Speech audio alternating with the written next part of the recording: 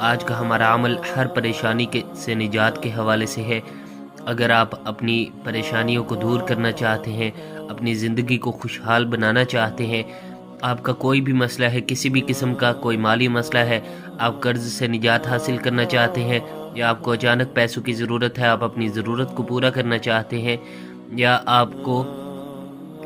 آپ اپنے کاروبار میں برکت چاہتے ہیں، یا آپ کے پاس نوکری نہیں ہے، بے روزگار ہے، نوکری حاصل کرنا چاہتے ہیں، یا اس حوالے سے آپ کا کوئی بھی مسئلہ ہے، یا کسی اور قسم کا آپ کا کوئی مسئلہ ہے، شادی میں رکاوٹ ہے، کسی کے دل میں اپنے لیے محبت پیدا کرنا چاہتے ہیں، میاں بیوی میں محبت پیدا کرنا چاہتے ہیں، شوہر کے لیے محبت، بیوی کے لیے محبت، کسی کے لیے بھی یہ وظیفہ کیا جا سکتا ہے، ساس سسر کے دل میں محبت پیدا کرنا چاہتے ہیں، یا آپ کا کسی اور حوالے سے کوئی مسئلہ ہے، کوئی بیماری ہے، کوئی حاجت ہے، اپنے لیے گھر حاصل کرنا چاہتے ہیں، گاڑی حاصل کرنا چاہتے ہیں، یا کچھ بھی حاصل کرنا چاہتے ہیں، المختصر کہ کسی بھی قسم کا کوئی بھی مسئلہ ہے آپ اس کا حل چاہتے ہیں، پریشانی سے نجات حاصل کرنا چاہتے ہیں، آپ یہ مختصر سا عمل کر لیجئے۔ انشاءاللہ میں یقین کے ساتھ کہتا ہوں کہ جیسے میں بتاؤں گا، اگر آپ نے ویسے اس عمل کو کر لیا تو آپ کا ہر مسئلہ حل ہو جائے گا، آپ کو آپ کے حالات میں بہتری نظر آئے گی انشاءاللہ۔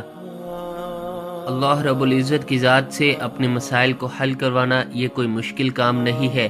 اللہ رب العزت کی ذات سے اگر ہمارا تعلق ہوگا تو ہمارے مسئلے بھی حل ہو جائیں گے۔ اللہ رب العزت کی ذات کے علاوہ کوئی بھی ہمارے مسئلوں کو حل نہیں کر سکتا۔ عزت ذلت کی مالک ذات اللہ رب العزت کی ذات ہے، زندگی موت کی مالک ذات اللہ رب العزت کی ذات ہے، صحت بیماری کی مالک ذات اللہ رب العزت کی ذات ہے۔ اللہ رب العزت جس کے لیے عزت کا فیصلہ فرما دے اسے کوئی ذلیل نہیں کر سکتا، جس کے لیے ذلت کا فیصلہ فرما دے اسے کوئی عزت نہیں دے سکتا۔ اسی طرح اگر اللہ رب العزت کی ذات کسی کے لیے بیماری کا فیصلہ فرما دے اسے کوئی صحت نہیں دے سکتا، اور جس کے لیے صحت کا فیصلہ فرما دے اسے کوئی بیمار نہیں کر سکتا۔ اللہ رب العزت کی ذات سے اگر ہمارا تعلق ہوگا، ہمارے دل میں اللہ رب العزت کی محبت ہوگی تو ہمارے دل میں سکون بھی ہوگا، ہماری زندگی میں راحت بھی ہوگی، ہمارے مسئلے بھی حل ہوں گے اور ہماری پریشانیاں بھی دور ہوں گی۔ اللہ رب العزت کی ذات سے اس تعلق کو حاصل کرنے کے لیے نماز کی پابندی اور 100% گناہوں سے بچنا، یہ دو کام کرنے بہت ضروری ہیں۔ آپ ان دو باتوں پر عمل کرتے ہوئے وظیفہ کو کیجیے، انشاءاللہ آپ کو ضرور فائدہ ہوگا۔ اس عمل کی برکت سے انشاءاللہ آپ کا ہر مسئلہ حل ہو جائے گا، آپ کی ہر پریشانی دور ہو جائے گی۔ اس عمل کی خاص اجازت کے لیے ہمارے چینل کو سبسکرائب کر لیجئے۔ عام اجازت سب کے لیے ہے، خاص اجازت کے لیے ہمارے چینل کو سبسکرائب کر لیجئے۔ عمل کی ترتیب شروع کرتے ہیں، اس سے پہلے میں چند باتیں عرض کر دوں جن سے عمل کی تاثیر میں اضافہ ہوگا۔ آپ نے عمل سے پہلے 2 نفل حاجت کی نیت سے پڑھ لینے ہیں۔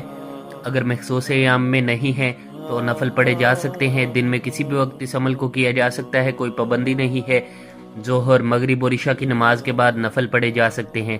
آپ 2 نفل حاجت کی نیت سے پڑھ کر اس عمل کو کریں اور باوضو ہو کر اس عمل کو کریں۔ اگر مخصوص ایام میں ہیں تو تب بھی آپ اس وظیفہ کو کر سکتے ہیں، لیکن نفل نہیں پڑھنے۔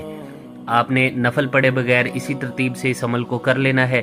اور تیسری بات، مصلی پر بیٹھ کر اس عمل کو کریں، اور مصلی پر ہی بیٹھے آپ جب بھی جس وقت بھی آپ اس عمل کو کریں، اور نفل پڑھ کر آپ ادھر ہی مصلی پر بیٹھ کر اس عمل کو کریں۔ اس سے عمل کی تاثیر میں اضافہ ہوگا، کیونکہ جو یکسوئی مصلی پر ملتی ہے وہ کہیں اور نہیں مل سکتی۔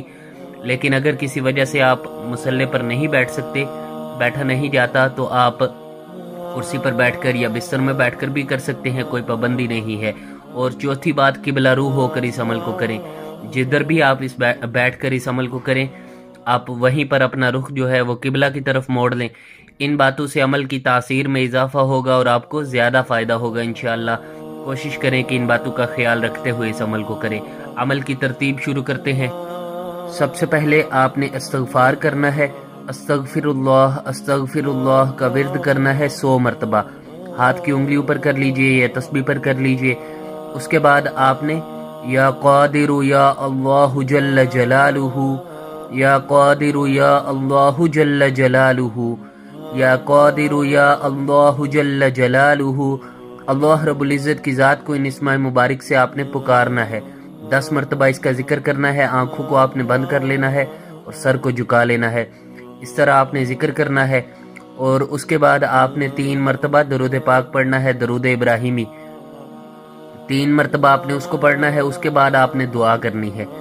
دعا میں پہلے آپ نے اللہ رب العزت کی دی ہوئی نعمتوں کا، اللہ رب العزت کے احسانات کا شکر ادا کرنا ہے۔ اللہ رب العزت کی دی ہوئی بے شمار نعمتیں ہیں ہمارے پاس، اللہ رب العزت کی دی ہوئی نعمتوں کو یاد کر کے ان کا شکر ادا کیجئے۔ 2-4 منٹ میں جتنی نعمتیں یاد آ جائیں یاد کر کے ان کا شکر ادا کیجئے، اور پھر اپنا مسئلہ بیان کیجئے۔ جو بھی آپ کی حاجت ہے، جو بھی آپ کا مقصد ہے، جو آپ چاہتے ہیں، جو آپ کا مسئلہ ہے، پریشانی ہے، آپ اللہ رب العزت کی ذات سے مانگ سکتے ہیں۔ اللہ رب العزت آپ کو عطا کر دیں گے۔ دعا آپ نے 3 سے 5 منٹ لازمی کرنی ہے۔ ان وظائف کا اصل مقصد اللہ رب العزت کی ذات سے مانگنا ہوتا ہے۔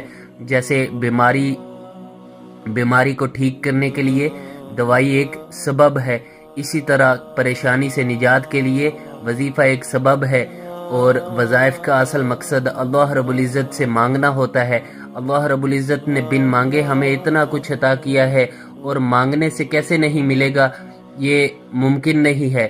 اور ہم وظیفوں کے پیچھے دوڑتے ہیں، دعا ہم میں سے کوئی بھی نہیں کرتا، اور اللہ رب العزت کی ذات سے مانگنا یہی ان وظائف کا اصل مقصد ہے۔ المختصر دعا آپ نے 3 سے 5 منٹ لازمی کرنی ہے، اور دعا کر کے جب آپ فارغ ہو جائیں تو آخر میں 3 مرتبہ پھر درود ابراہیمی پڑھ لینا ہے۔ نماز والا جو درود ہے آپ نے اس کو دعا کے اول اور آخر میں 3 مرتبہ، کم از کم 3 مرتبہ لازمی پڑھنا ہے، زیادہ کی کوئی حد نہیں ہے، آپ اس سے زیادہ بھی پڑھ سکتے ہیں۔